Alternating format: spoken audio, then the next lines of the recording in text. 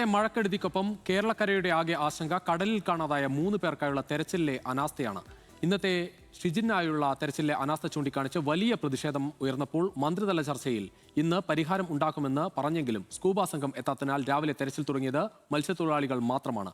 ആദ്യം ബന്ധുക്കളുടെ പ്രതികരണത്തിലേക്ക്. സ്കൂബ ടീം വന്നാലും ഇല്ലെങ്കിലും ഞങ്ങളുടേതായ തെരച്ചിൽ നടപ്പുണ്ട്. പിന്നെ ഞങ്ങൾക്കൊരു വിശ്വാസമുണ്ട്, ഞാൻ മന്ത്രി ഇന്നലെ പറഞ്ഞതുപോലെ ഞങ്ങൾക്ക് ആ സ്കൂബ ടീമിനെ ഇവിടെ കൊണ്ടുവന്ന് എത്തിച്ചു തരുമെന്ന് ഞങ്ങൾക്കൊരു വിശ്വാസമുണ്ട്. ഞങ്ങളതും നോക്കി നിൽക്കുന്നു. ഫുൾ ടൈം എല്ലാവരും തെരഞ്ഞുകൊണ്ടിരിക്കുവേ, നിങ്ങൾ എല്ലാവരും കണ്ടുകൊണ്ടിരിക്കുവല്ലേ. ഞങ്ങളുടെ ആൾക്കാർ തന്നെയാണ് ഇതിലെല്ലാവരും തെരഞ്ഞുകൊണ്ടിരിക്കുന്നത്. പിന്നീട് ഉച്ചയോടെയാണ് സ്കൂബ ടീം തെരച്ചിലിനായി എത്തിയത്. പ്രതിഷേധം ശക്തമാകുന്നതിനിടെ പ്രതിരോധവുമായി ഫിഷറീസ് വകുപ്പ് രംഗത്തെത്തി. രാവിലെ മുതൽ തെരച്ചിൽ തുടങ്ങിയെന്ന് വ്യക്തമാക്കി വീഡിയോ പങ്കുവച്ചായിരുന്നു പ്രതിരോധം.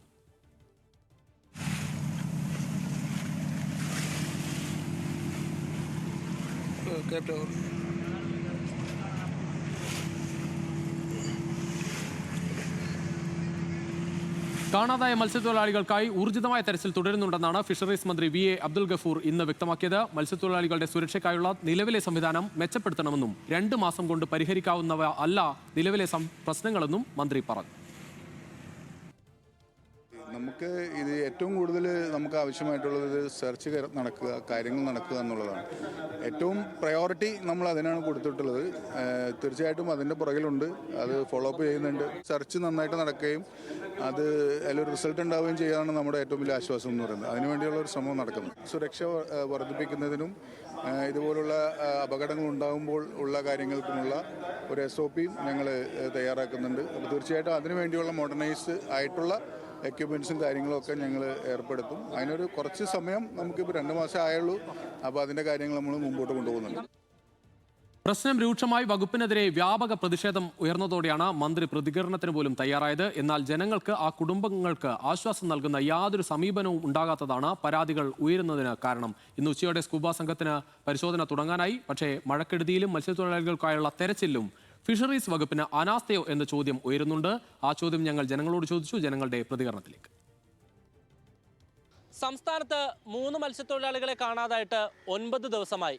ഇവരെ കണ്ടെത്തുന്നതിൽ ഫിഷറീസ് വകുപ്പിന് വ്യാപകമായ വീഴ്ച സംഭവിച്ചു എന്നുള്ള ആരോപണം ഉയർന്നതിന് പിന്നാലെ തെരച്ചിൽ നടപടികൾ സജീവമായി.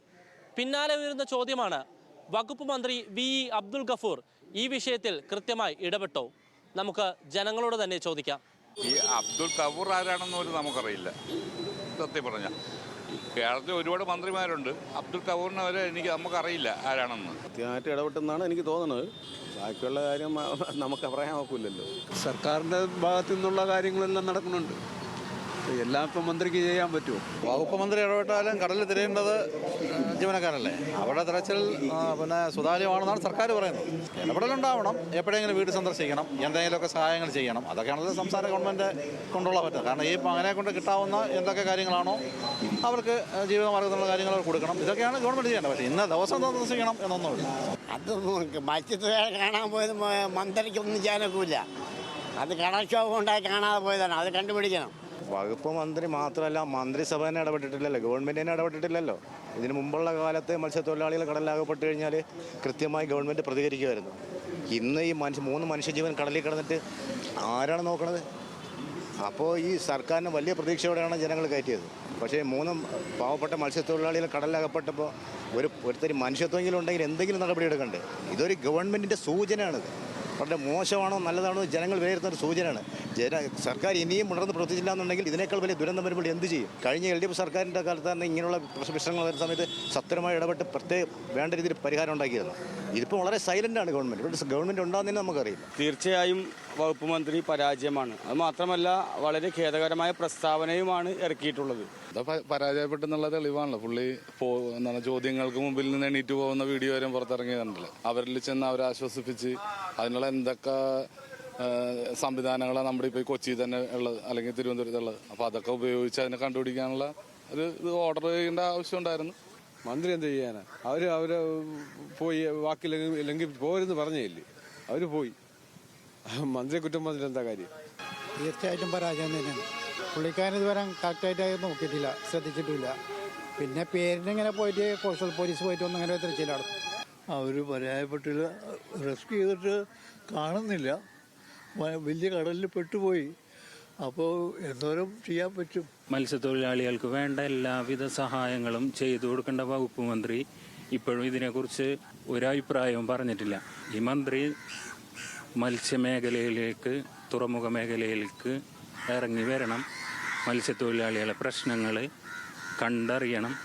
മന്ത്രിയുടെ ഇടപെടൽ തൃപ്തിയില്ലെന്നില്ല. അതിൽ ജോലി ചെയ്യുന്നവർ ജോലിക്കാർ ശരിക്കും ജോലി ചെയ്യാത്തതുകൊണ്ടാണ്. ഞാൻ ഈ ന്യൂസ് ദിവസം TV കാണുന്നതാണ്. വോട്ടുകൾ ആ പരിസരത്തുകാരുടെ ഒറ്റ പോക്കാണ്.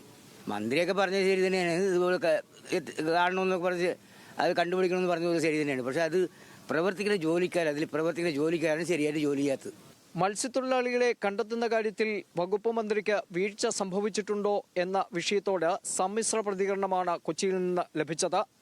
എങ്കിലും ഏറെപ്പേരും മന്ത്രിയുടെ ഇടപെടൽ കാര്യക്ഷമമല്ല എന്ന് ചൂണ്ടിക്കാട്ടുന്നു. അന്വേഷണത്തിന് ഒപ്പം മന്ത്രിയുടെ സാമൂഹ്യ ഇടപെടലും വിമർശന വിധേയമാക്കുന്നുണ്ട്. ക്യാമറാമാൻ അഫ്സൽ രാജിനൊപ്പം അനിൽ ജോർജ്, ന്യൂസ് മലയാളം, കൊച്ചി.